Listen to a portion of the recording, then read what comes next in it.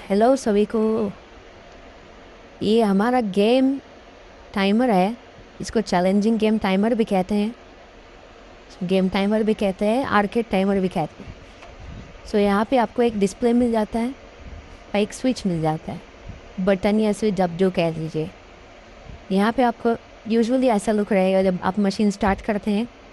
यहाँ पे आपको स्टार्ट करना रहेगा कोई मशीन, तो यहाँ पे आपको ये प्रेस करना पड़ेगा।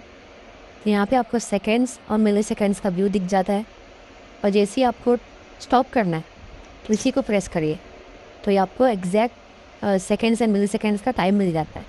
एंड देन आपको रीसेट भी करना है तो भी यही बटन रहेगा, इसको प्रेस करेंगे ये रीसेट हो जाएगा।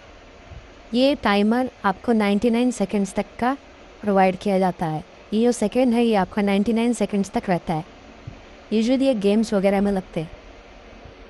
ये हमारा मेक है डायनेमिक, और इसमें इतना यूनिट मिलता है।